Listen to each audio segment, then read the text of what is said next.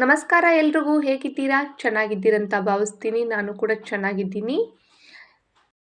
ನಮ್ಮ ಹಳೆಯ ಸಂಪ್ರದಾಯದಂತೆ ಲಕ್ಷ್ಮಿಗೆ ಏರಿಸುವಂತಹ ಬ್ಲೌಸ್ ಪೀಸು ಅಥವಾ ಕುಬಸದ ಕನವನ್ನು ಹೇಗೆ ಮಾಡು ಅಂತ ತೋರಿಸ್ಕೊಡ್ತೀನಿ, ಬನ್ನಿ. ಮುಂಚೆ ಎಲ್ಲ ಇದೇ ತರಹ ಕುಬಸದ ಕನವನ್ನಾಗಿ ದೇವಿಗೆ ಅರ್ಪಣೆಯನ್ನು ಮಾಡ್ತಾಯಿದ್ರು. ನಾರ್ಮಲಾಗಿ ಬ್ಲೌಸ್ ಪೀಸನ್ನು ಏರಿಸ್ತಾ ಇದ್ದಿದ್ದಿಲ್ಲ.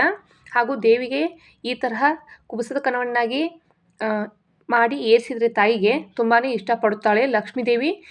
ಲಕ್ಷ್ಮೀದೇವಿಯು ಬೇಗ ಒಲಿತಾಳೆ ಅನ್ನೋ ನಂಬಿಕೆ ಇದೆ ನಮ್ಮಲ್ಲಿ. ಅದಕ್ಕೆ ನಿಮಗೆಲ್ಲ ಈ ವಿಡಿಯೋನ ಮಾಡ್ತಾಯಿದ್ದೀನಿ ನಿಮಗೋಸ್ಕರ.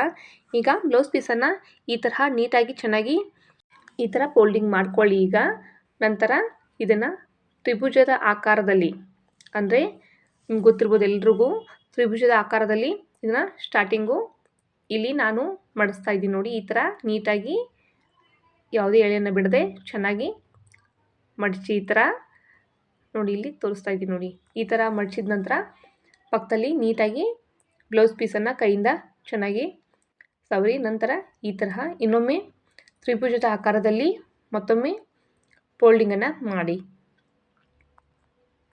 ಇದೇ ತರಹ ತ್ರಿಭುಜದ ಆಕಾರದಲ್ಲಿ ಚೆನ್ನಾಗಿ ನೀಟಾಗಿ ಮಡಿಸ್ಕೊತು ಬನ್ನಿ. ಈ ಥರ ಒಳಗಡೆ ಫೋಲ್ಡಿಂಗನ್ನು ಮಾಡಿ. ಈಗ ಇದು ಕುಬಸದ ಕನ ಬ್ಲೌಸ್ ಪೀಸ್ ಕನ ರೆಡಿಯಾಗಿದೆ ನೋಡಿ ಫ್ರೆಂಡ್ಸ್. ಮುಂಚೆಲ್ಲ ಇದೇ ಥರ ಮಾಡಿ ದೇವಿಗೆ ಕಳಸದ ಹಿಂದೆ ಇಡ್ತಾಯಿದ್ರು. ಈಗೆಲ್ಲ ನಾರ್ಮಲಾಗಿ ನಾವು ಬ್ಲೌಸ್ ಪೀಸನ್ನು ಏರಿಸ್ತಾ ಇದ್ದೀವಿ. ಆ ಥರ ಮಾಡಬಾರ್ದು. ಈ ಥರ ಕುಬಸದ ಕನವನ್ನು ಮಾಡಿ ದೇವಿಗೆ ಕಳಶದ ಹಿಂದೆ ಇಡಬೇಕು ನೋಡಿ. ಇಲ್ಲಿ ತುಂಬ ಈಸಿಯಾಗಿ ಸಿಂಪಲ್ಲಾಗಿ ಮಾಡ್ಬೋದು ಇದನ್ನು.